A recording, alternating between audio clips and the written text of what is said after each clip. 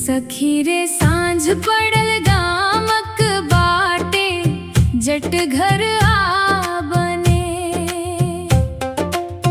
जटिन नयन बिछोने बैसल, तोहर राह तकने।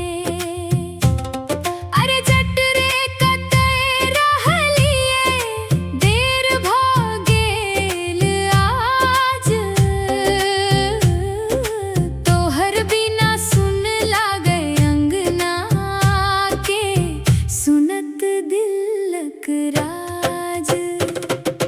अइली जटिन रुसुने करू, राह में बरखा भेल।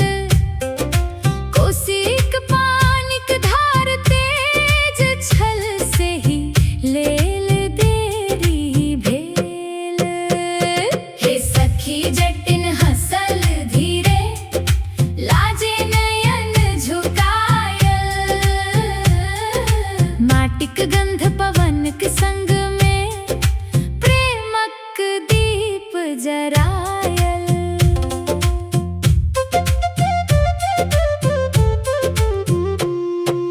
जट जटिन संग चलू रे, हरियर खेतक बाट।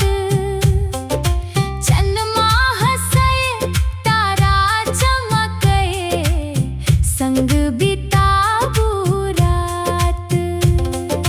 अहाँ बिना ने रोटी सोहाय, ने सोहाय अंगना।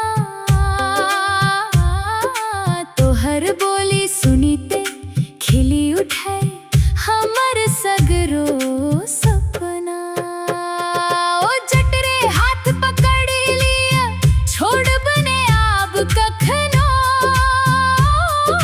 सात जन्म धरने है निभायब, ई वचन रहल अपनो। जट जटिन संग चलू रे, मिथिलाक ई रीत। नेहक डोरी अटूट रहे, गाबै सभई गीत।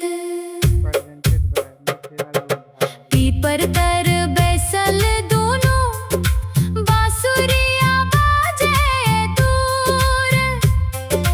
पवन संग उड़ि गेल रूठन, भरि गेल मन में नूर।